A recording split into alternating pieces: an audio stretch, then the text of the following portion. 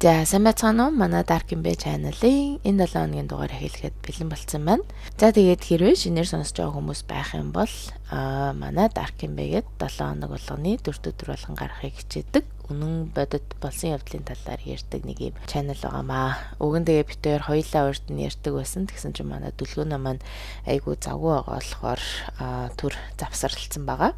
За тэгээд би болохоор 7 хоног болгон зав зай гарах юм бол хэрэгээ орчуулаад 7 хоногийнхоо 4 өдөр болгон гаргахыг хичээж байгаа. Тэгээд урд нь нөгөө нэг Америкт байдаг байхдаа яг 4 өдрийн өглөө гардаг байсан шүү дээ. Тэр чинь ягаад гэх юм бол 3 дахь орой би паблиш хийгээд унтчихдаг гэсэн аахгүй. Тэгсэн одоо Монголд байгаа болохоор 4 өдрийн ерөнхийдөө оройдоо 5 цагаас хойшоо оройдоо 7-8 цагийн үед гарах бах. За тэгээд өнөөдрийнхөө хэрэгээ ярьж эхлэе. За өнөөдрийн ярих хэргийн эмэгтэйг Amber Waterman гэдэг 1980 оны 3 дугаар сарын 12-нд Америкийн Missouri төрсэн. Бага насныхын талаар бол ямар ч мэдээлэл байхгүй лээ. Тэгээд 2022 онд Jamie Waterman гэдэг эрэгтэйтэй гэрлэж энэ хоёр бол цуг амьдарч эхэлсэн. За энэ хоёр их удаан цуг байж байгаад 42 нас хүрээд хоорондоо сүү тавьсан. За тэгээд Amber-ийн ганц хүсэл бол хүүхэдтэй болох хүсэл мөрөөдөлтэй байсан боловч харамсалтай нь 3 удаа хүүхэд нь боловрт нь зулбчихсан. За тэгсэн 2022 оны 9 дугаар сард Amber Facebook-ээс би жирэмсэн болчлоо гэж пост хийгээд эход харуулсан зураг тавиад одоо ингээ би хүүхдээ хүлээж тэсэхгүй нэ гэсэн постуудыг дараалан оруулж эхэлсэн. Тэгээ бас TikTok дээр мөн л адилхан пост хийж эхэлсэн. За тэгээ найзууд болон гэрийнх нь хизээ төрөх өдөрчин бэ гэд асуухад Amber болохоор зүгээр л 17-нд гэж хариулсан. Яг хэдэн сарын хэдэнд гэдг нь байхгүй. Зүгээр л яг 17-нд төрнө гэж орхисон. За ингээд Facebook дээр NWA буюу Arkansas мужийн ойр хавийн ээжүүдийн бараа солилцох худалдаа авах гэдэг групп руу Amber бол эсэж орсон. Тэгээд энэ групп нь 6500 гишүүдтэй. Гишүүд нь бүгдээрээ маш их идэвхтэй пост оруулдаг. Яг нөгөө манай ч гэсэн Facebook дээр баахан группүүд байдаг шүү дээ. Авн солилцсон зарна эдэргээд яг нэг тиймэрхүү группт ордог байхгүй юу. За тэгээ бэжсэн чинь энэ группт Lucy Barrow гэдэг эмэгтэй орж ирдэг. За тэгэл энэ групп руу шууд орж ирсэн цагаас ихсүүлэл пост хийгээл хүн болгоны доор надаа яг наадах чинь байгаа. Хоёлаа 5 өдөр уулзаад би чамд өгье гэл бүх хүний доор комент бичээдсэн. Тэгэнгүүтээ бас надаа ингээд зөндөө хүүхдийн болон нэрэ хувцснууд байгаа. Үнгүй өхөр байгаамаа хэрвээ хүсэх юм бол надаас хурж ирж аваарай гэд ингээд байн ингээд пост оруулаад байсан. Хин ямар пост ичнүү тэрнийхэн доор Lucy байж идэг. За яста яг наа чи надаа байгаа. Нэг гол зүйл нэх юм бол чи ганцаараа хурж ирж надтай уулзаж энэ бүх зүйлийг авах боломжтой гэд бичээдсэн. За тэгээд энэ группийн нэг 2-3 гишүүд нь болохоор яг энэ худлаа гартаа гэсэн сэтгэл төрүүлж исэн. Яасан гэхээр одоо угаасаа яг энэ профайл руу н ороод үзэнгүүт Facebook-ыг нэгээд ерөөсөө 2 хоног болцсон. Тэгээд ерөөсөө ямар ч найз байхгүй. Профайлаа нууцлсан. Тэгээд профайлынх нь өөрийнх нь зурган дээр нь өөрийнх нь зураг биш нэг нохооны зураг тавьсан байсан. За тийм болохоор зарим группийн гишүүд нь ерөөсөө Lucy-г ингээл пост хийнгүүт шууд доор нь ингээл angry буюу ууртай эможи дардаг. Ягаад гэх юм бол энэ ерөөсөө худлаа яриад байна гэд мэддэг байсан болохоор тэгэд группийн админ нь өөрөө мэдчихсэн үгүй юу мэдэхгүй байна. Хэрвээ мэдсэн бол яг группээс гарах байсан баг. За тэгээд ер нь бол ихэнх хүмүүс энэ хуурамч профайлтай харьцаж холбогдохгүй байсан ч харамсалтай нь Ashley Bush гэдэг эмэгтэй энэ Lucy гэх хүүхэнтэй харьцахаар шийдсэн. За Ashley Bush-ийн талаар жоохон ярихад Ashley нь 33 настай Arkansas мужид амьдардаг. Жоохон бахта одоо амар чанга хоолойтой өөртөө ихтэй охин байсан бол том болоод одоо сайхан сэтгэлтэй зөөлөн эмэгтэй болсон гэж ойр дотных нь ярьдаг. За тэгээд том болоод хүнтэй гэрлэж 2 хүүхэдтэй болоод анхны нөхрөөсөө салж 2 дахь нөхөртөөгөө суусан. За 2 дахь нөхрийг нь Josh Willis гэдэг энэ хоёр бүр би бинийг 10 жил байхасаа л хойш мэддэг, өрхдөг байж агаад салаад сүүлд дахин нийлж энэ хоёр хүүхэдтэй болсон. За ингээд Josh-оос нэг хүүхэд, харин өөрийнхөө урдны нөхрөөсөө 2 хүүхэд гээд 3 хүүхэдтэй Ashley дахин жирэмсэн болоод 4 дахь хүүхдээ гидсэндээ тээж байхдаа одоо энэ хуурамч профайлын эзэн Lucy-тэй холбогддог.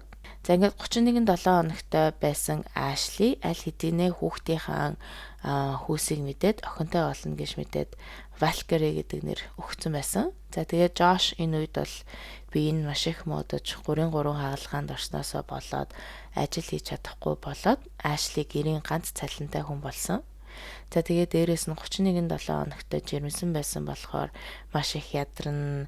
Дээрээс нь 3 хүүхэдтэй тэгээд нөхрөө харна, асарна гэд маш их стресстэй байсны дээр одоо сэтгэлийн гүн хямралд орж эхэлдэг. Тэгээд урдны жирэмсэл дээрээ ч гэсэн сэтгэл хямралд орж исэн, бас дээрээс нь даралт нь ихсдэг байсан. Тэгээд энэ жирэмсэл дээрээ ч гэсэн мөн адилхан даралт нь маш их ихсдэг. Бас сэтгэлийн гүн хямралд орж одоо депрессэнд орж эхэлсэн. За тэгээд энэ их хэцүү жирэмсэлтээсээ болоод гидсэнд байгаа хүүхэд нь бол хизээ төрөх аюултай, эрт төрөх аюултай гэж эмч нь хэлсэн болохоор Ashley ерөөсөө өөрт нь ингээд надаа ингээд амралт хэрэгтэй байна гэд гэрээсээ хийж болох ажлаа хайхаар шийдээд одоо нөгөө NWA гэдэг Facebook-ийнхаа одоо ээж нарын групп руу ороод Lucy Barrow гэдэг хүнтэй танилцаад энэ хоёр хоорондоо чаталж бичлцэж эхэлсэн. За Lucy хэлэхдээ болохоор Ashley-д одоо надад дөнгөж төрсэн нэран зөндөө хувцас байгаамаа. Чи авбал. Тэгтээ ганц нөхцөл нь гэх юм бол хоёлоо уулзж би чамд өгнө. Хизээ уулзах уу? Би ингээд 5 өдөр завтай гэж шууд уулзчихад үзээд байсан. За тэгээд энэ хоёрын яриа бол маш хурдан цаашаагаа өрнөж Ashley ч гэсэн одоо өөрийнхөө зовлонгоо хэлээд надаа ингээд гэрээсээ ажилтдаг ажил их хэрэгтэй байгаамаа гэсэн чинь Lucy болохоор өөдөөс нь надад тийм ажил байгаа штэ. Чи надтай уулзаж энэ үнгүй хувцснуудыг аваа. Тэгингээ би чамд энэ ажлын талаар хэлье гэж хэлсэн. Тэгээд Lucy ерөөсөө л ингээд чи ерөөсөө надтай ирж уулзтаа ганцаараа л авах ёстой шүү. Би яг яагаад ганцаараа ирэх ёстой вэ гэх юм бол би өөрт нь гэртээ танихгүй хүн авчраад дээрэмдүүлж исэн. Тийм болохоор ингээд би айгаад байна. Би ингээд өөртөөгөө адилхан ганцаараа ирсэн ээж хүнд л итгэнэ гэхэд Ashley ч гэсэн за энэ Lucy ч гэсэн ээж хүн юм чи арай худлаа ярихгүй байлгүй дээ гэд энэ хоёр 10 дугаар сарын 22-нд Gravette гэдэг нийтийн намын санд уулзгаар тохирсон.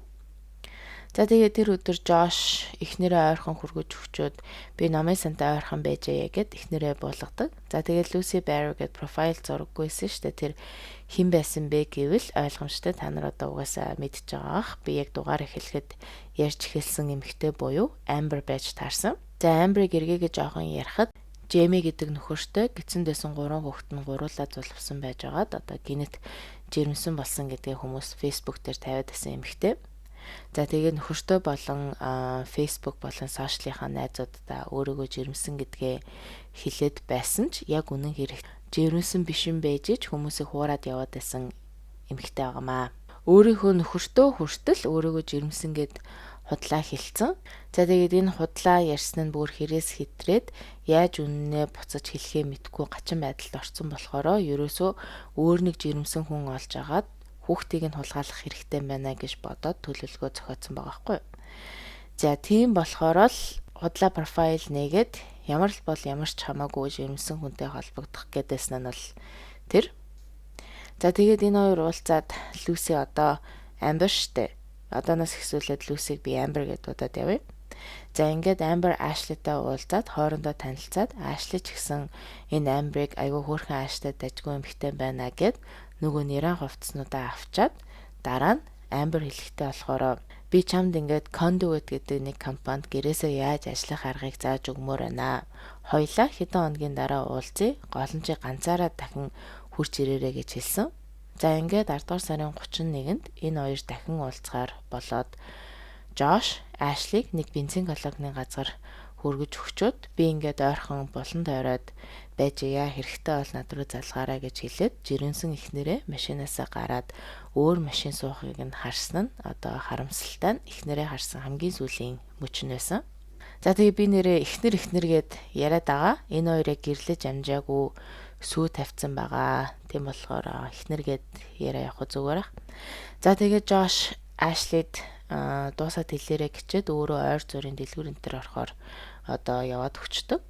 За ингээд 4 цагийн дараа Ашлигаас Жош руу намайг ирээд аваач гэсэн текст мессеж ирэхэд Жош нөгөө бензин колонк дээр очиод машинда бензин хийгээ зогсож исэн чинь хажууд нь нөгөө Амбрийн машин яваад эргээд яг хажууд нь зогсоход машины суудал дээр Ашли одоо унтаадж байгаа юм шиг хөдөлгөөнгөө яг сууж исэн. За тэгээд Амбер Жошыг харангуйдаа шууд машинаа бариад хурдтай яваад өгдөг. Тэгэхээр Жош шууд араас нь машинда хурдан суугаад араас нь хөөгөөд явсан ч Амбрийн машиныг бол алдчихдаг.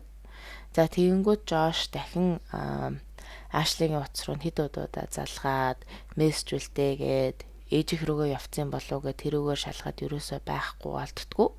Тэгэхээр нь буцаж гэртээ очиод одоо Lucy Barrow-ийн профайлыг үзээд дараа нөгөө Conduit гэдэг компанид руу танад ийм хүн ажилтгүй гэсэн чинь манад тийм хүн ажилтгүй гэсэн чинь одоо нөхөр нь яг энэ хуурамч профайлтай хүн манай хүнийг ингээд яач вэ гэд айж сандарч эхлээд ингээд санаж байгаа байхгүй өө нэрээ би утасныхын байршлыг нь олоод очиж болох юм биш тэгээд утас нь асаалттай байна уу байршлаа нь хаана байна гэд хайгаад яваад очисон чинь яг нэг замын хажууд утсыг нь хайцсан байсан. За тэгээд энэ үед би бас яг орчуулж явахдаа бодсон л да энэ хэрвээ яг те Амбрийг цухтаагаад явахт нь Ашлигийн хаа байгааг нэг утасныхаа байршлаар хайгаад олцсон бол гэд бодож исэн. Тэгтээ яг хүн сандарсан байж болно эсвэл утасныхаа тэр үед байршил нь болохгүй байсан байж магадгүй мэдгүй байна. За ингээд оройны 6 цагт буюу Амбер машинтайгаа зугтснаас 3 цагийн дараа Жош цагтаад Ашлиг алга болчлоо гэж хэлсэн. За цагтаа нар бол шууд тэр доор нь Ашлиг хайх ажлаа эхлүүлсэн. Яагаад тэгэхээр утас нь замын хажуунаас олцсон, дээрээс нь хүндрэлтэй жирэмсэн эмэгтэй байсан болохоор цагтаа нар бол одоо шууд л хайх ажилдаа орцгоосон. За тэгээд энэ хооронд Амбер буюу одоо нөгөө нэг Люси Ашлиг хулгайлж аваад цагийн зайтай хажуугийнхаа мужруу буюу одоо өөрийнхөө гэрлөө аваад явцсан. За ингээд машинд байхдаа Ашли ухаантай байсан уу, сэрүүн байсан уу, эсвэл ухаангүй байсан уу энэ талаар бол мэдээлэл байхгүй. Гэхдээ ямар ч л байсан нөхөр одоо Жош руугаа мессеж бичгэд бол ухаантай байсан. Тэгээд мессежээ биччихээ тухайн алдаад унсан юм шиг байгаа. За ингээд Амбер Ашлиг гэртээ авчирсныхаа дараа одоо Ашлид маш хэцүү харамсалтай аимшигтай зүйл тохиолдсон. За тэр нь яг яасан бэ гэхээр Амбер гэрийнхээ галзуухнаас хутга аваад Ашлигийн гидс рүү зүсээд гидсэнд байгаа хүүхдийг нь бол зүсэж гаргаж авсан. За энэ үед Ашли сэрүүн байсан уу эсвэл ухаангүй байсан уу бас тэр талаар мэдээлэл байхгүй лээ. Хэрвээ сэрүүн байсан бол одоо ямар их өвдөлтийг мэдэрсэн болоо өстө нэрээ тэрийг төсөөлж чадахгүй байна. Тэгээд Амбер бол ямар ч эмчийн мэдлэггүй шууд гидсэнд байгаа хүүхдийг нь авах гэж одоо маш их гэмтлийг Ашлид учруулж гэрийн шал бол тэр чигээрээ цус болж Ашли маш их цус алдснаасаа болж бол нас барсан. За тэгээд би энийг орчуулж явахдаа болохоор өстө ямар амар хэрэг вэ, ямар амар үйлдэл вэ гэж бодсон. Тэгээд хэрвээ Ашли сэрүүн байсан бол ямар их хайсан болоо те хүүхдийг минь энэ хүүхөө одоо хулгайлах чинь гэж мэдчихэж байгаа мөртлөө өөрөө юу ч хийж чадахгүй зүгээр шалан дээр хараа зогсож исэн гэхээр бол үнэхээр амар.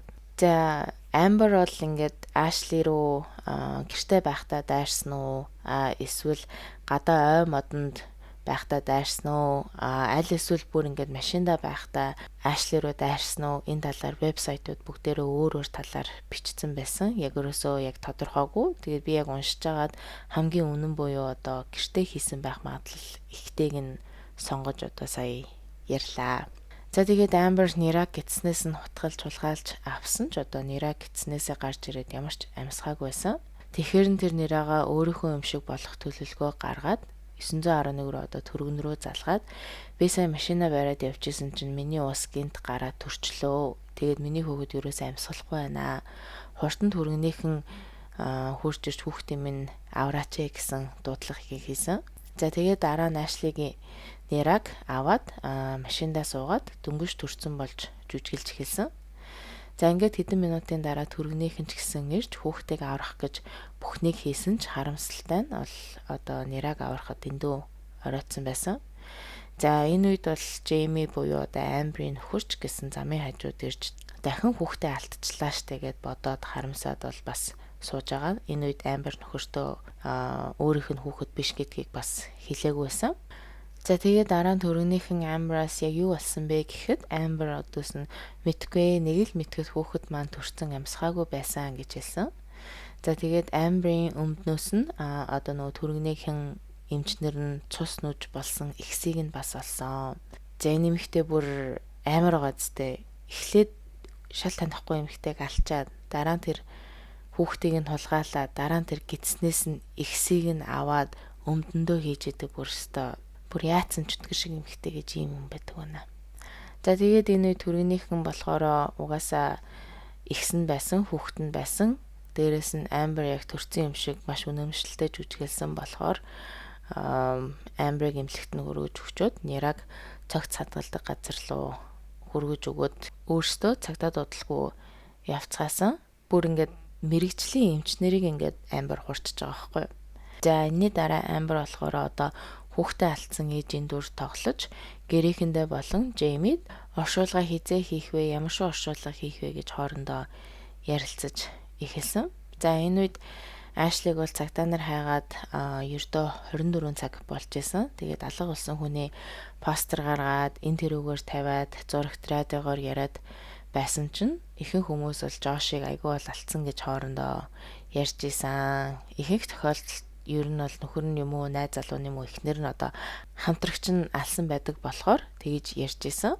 За тэгээд цагтаагийнхан Люси Барри гэдэг эмэгтэй профайлыг үзээд одоо юу ч олдохгүй болохоор нь Facebook руу яаралтай энэ хүний хинбэ гэдгийг нь биднэрт одоо хэлж өгөөч ээ гэдэг хүсэлт гаргаад Facebook ч гэсэн өөдөөс нь IP хаягийг нь явуулж энэ хаяг нь Missouri мужид байхыг нь мэдээд одоо цагдаа нар тэр хаягаар яваад очиход энэ хаяг нь Амберийн гэр байж таарсан. За тэгээд Амбер өөдөөс нь цагдаа нарын өөдөөс ингээл нэг л их уйлсан, хүүхдээ алдсан гэж чиг жүжиглээд цагдаа нарч гэсэн гэрийг одоо ингээд нэг эргүүлж тайруулж харчаад гэрт ерөөсөө ямар сэжигтэй зүйл байхгүй болохоор нь буцаж гадаа гараад машины чинь нэгжиж үзье гэсэн чинь Амбер өөдөөс нь би түлхүүрээ алдцсан гэж хэлсэн. За тэгээд дээрээс нь цагдаа нарт болохоор надаа ингээд та нартай ярих одоо ямар ч тэнхэл алга, хүсэлж алга. Би ингээд зүгээр л ингээд гэртээ ороод алдсан хүүхдээ санаад ингээд уйлмаар байна гэд хэлсэн чинь цагдаа нар өөдөөс нь чиний ингээд ядаж машины чинь бид нар хармаар байна. Яагаад машин чинь ингээд цусны тол болцсон байгаа юм бэ гэсэн чинь Амбер өөдөөс нь миний хүүхэд зулбсан гэж би та нарт хэлсэн штэ. Тэрний чинь цус байхгүй юу гэж өөдөөс нь хэлсэн. За тэгээд дараа нь цагдаа нар чи тэгвэл Люси Барри гэж хүнийг мэдхүү гэсэн чинь Амбер өөдөөс нь би Люситэй Walmart гэдэг дэлгүүрт нэг удаа ажиллаж исэн. Тэрнээс өөр би Люси мэдгүй штэ гэсэн чинь цагдаа нар өөдөөс нь танаа гэрт ингээд Facebook-ээр Люси Барри гэдэг хүн холбогдсон байна. Танахаас ингээд мессежүүдийг явуулсан байна гэд хэлсэн чинь Амбер өөдөөс нь за би өстө юу ч мэдэхгүй манай гэрийн энд ирээд нийсэн бэлгүүдээ гэж худлаа цагдаа нарт хэлээд цагдаа нарыг явуулсан. Угаасаа нөгөө нэг мөртөн байцаагч цагдаа нарт өөрсдөд нь яг Амберийг одоо ингээд Ашлиг алсан, хулгайлсан, алж явсан гэсэн яг тийм нотлох баримт байхгүйсэн болохоор цагдаа нар угаасаа юу ч хийж чадахгүйсэн. Угаасаа тэгээ цагдаа нар нөгөө Люси Барри гэдэг хүн Walmart-д ажиллаж байгаа гэдгийг сонсоод тэр хүн үнэн байна уугүй юу гэдгийг Walmart дэлгүүр рүү явж шалгачаад ирээгээд угаасаа явцсан байсан. За тэгээд энэ үед нөхөр буюу одоо Джеймийн юун цагдаа нар манай гэрт ирээд байгаа, юу болоод байгаа юм бэ гэд асуухад Амбер нөхөртөө бүх үннээ хэлээд одоо нэмээд надад Ашлигийн цогцыг нуухад надад туслаач ээ гэж нөхрөөсөө гуйсан. За энэ хоёр болохоор бүр амар модон дунд эргэн тойронд нь юу ч байхгүй газар амьдэрсэн мэлээ. Тэмч болохоор цагдаа нар бол ирээд юу ч олоогүй байх. Тэгээд Ашлигийн цогц гэрийнх нь хойно нэг модон дунд байгаа. Тэгээ нөхөртөө болохоор надад туслаач энэ цогцыг нуухад маань гэд асуухад хэрвээ Джейми загвацаадаа гэж хэлсэн байсан бол өдид шоронд орохгүй байсан байх. Харин ч эсрэгээрээ Джейми их нэртэй цогцыг нь нуухад туслахаар шийдээд энэ хоёр цогцсноос одоо Ашлигийн бөгчийг сугалж аваад дараа нь маш том гал асааж цогцыг хийгээд дээрээс нь модон диван одоо гэрийн юу гэдгийг бүгднийг шатаагаад Дараа нь үнс болсон цогцын үлдэгдлийг аваад цэнхэр даванд ороогоод дахин өөр нэг моттой газар аваачиж булчаад гэртээ хурж ирсэн. За ингээд дараагийн өдөр буюу 11-р сарын 2 болоод Amber, Jamie хоёр Ashley, Josh хоёрын нэрийг өөрийн юм шиг жүжиглэж оршуулгыг хийхээр шийдээд өдөр 1 цагт оршуулгын газарт гэрийнх нэгээ хүртэл дуудаад, ураад бас нэрийг нь өөрчлөөд Dakota гэдэг нэр өгсөн. Бүр нэг дураараа нэр мөрийг өөрчилсөн баас тээ. За тэгсэн оршуулгын газрын задлан шинжээч нь нэран цогцост задлан хийх хэрэгтэй, чандарлаж болохгүй гэд хэлсэн чинь Amber ингээл уйлал би 4 хүүхдээ алдсан хүн байна. Битгийлдээ би оршуулгыг хийчээд амармаар байна гэхэд задлан шинжээж өөдөөс нь болохгүй. Цаанаасаа биднэрт ингээд ийм хуулаараа заавал шинжилгээ хийх ёстой гэд нэраг аваа явцдаг. За тэгсэн Amber шинжээчээс болохоор өөдөөс нь задлан шинжилгээд хүүхдийн ДНК хэнийх гэдгийг мэдгэдэггүй гэж асуусан. Тэгсэн чинь шинжээч нь өөдөөс энэ ямар тэнэг асуулт асуудыг ойлгомжтой угаасаа л чиний ДНК бэдэн байгаа зү гэд дотроо бодоод энэ үнэхээр яг ээж нь мөн үгүй юу гэж бодож сэжгэж эхэлсэн. За харин энийг сонссон Jamie шууд оршуулгын газараас цухтаагаад гүгэд гарчдаг. За тэрийг шинжээч нь хараад энэ хоёр ерөөсөө буруутай нэг л сэжигтэй байна да гэд цагдаа руу залгаж цагтаа энэ хоёрыг шууд баривчилж аваад асуултууд асууж эхлэхэд Jamie бол шууд үннээ хэлсэн. Jamie хэлэхдээ болохоор манай эхнэр ингээд хүүхдэн зулбаад Ashley ингээ хулгайлаад хүүхдийг бас хулгайлж аваад Ashley маш их цус алдснаасаа болоод үхсэн юм аа гэж хэлээд дээрэс нь үлдсэн цогцхаа байгааг нь бас хэлж өгсөн. За тэгээд цагдаа нарт нэмж хэлэхдээ болохоор би юу ч мдээгүй байсан, цогцыг нуухад туслаач гэхдээ л би оролцсон болохоос биш, бусдаар би бол юу ч мдээгүй байсан гэж хэлсэн. За тэгээд энэ хоёрын шүүх хурал эхлэх гэж бол нэлээд удаж 2 жил гарангийн дараа эхэлсэн. За эхлээд энэ хоёр буруугүй гэж өөрсдөө хэлсэн ч дараа нь 2024 оны 7 дугаар сард Amber буруутай гэж өөрийгөө хүлээн зөвшөөрч 2 хүний амьд хүрсэн гэж насаар нь шоронд хоригдох ялыг тэнсэнгээр хизээж гарахгүйгээр өгсөн. Харин Jamie болохоор 6 сарын өмнө бас өөрийгөө буруутай гэж хэлж одоо хүртэл ингээд шүүх хурлаа хүлээж байгаа юм билэ. Тэгээд хуулиараа болохоор хамгийн дээд талын хугацаанд 15 жил үдэ нэлээ ингэж нөгөө нэг цогцоор оролцсон, цогцыг нуух гэж оролцсон талаар ялна. За тэгээд хэрвээ яллах тал Jamie-д хамгийн дээд хуулиар заасан хоригдох ялыг өгөх юм бол Jamie 15 жил шоронд суугаад гарна. Харин Ashley-ийн гэрийнх нь болохоор үхлийн ялыг Amber-т өгөх гээд үзээд байгаа юм билээ. Дахин шүүх хурал хийх хүсэлтэд гаргацсан хүлээж байгаа. Тэгээд хэрвээ буруутай дахин тогтоогдох юм бол үхлийн ялыг авч магадгүй. Тэгээ бас сэтгцэн нэрүүлэн үгүй юу гэж шалгуулж байгаа. Яагаад тэгэхээр Amber-ийн тархин гэмтснийг MRI гэдэг нөгөө нэг том аппарат байдаг шүү дээ. Тэрүүгээр хараад мэдсэн. Тийм болохоор дахин шүүхтгэд Amber сэтгцэн нэрүүлээгүй юу гэдг нь бол одоогоор шалгагдаад явж байгаа юм билэ.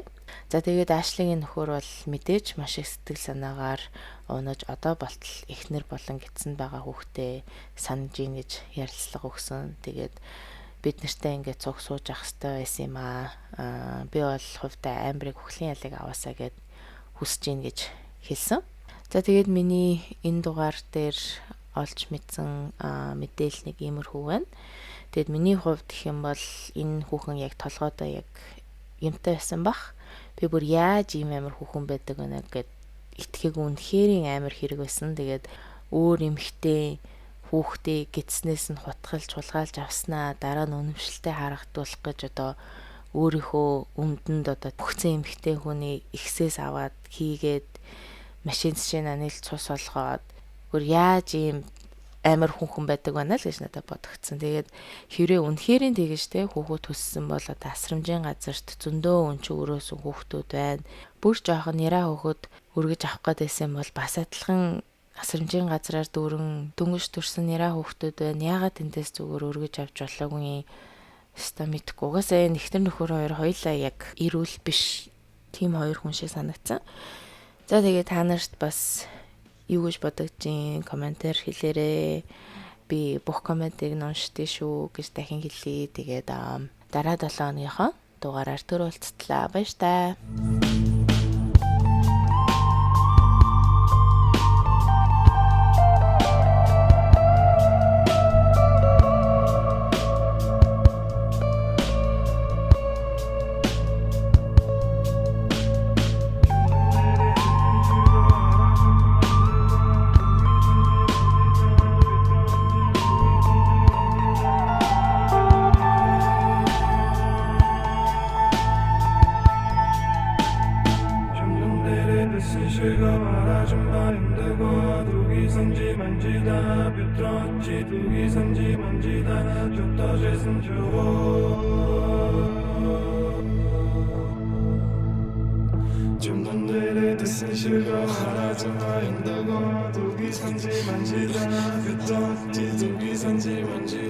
就到这生就我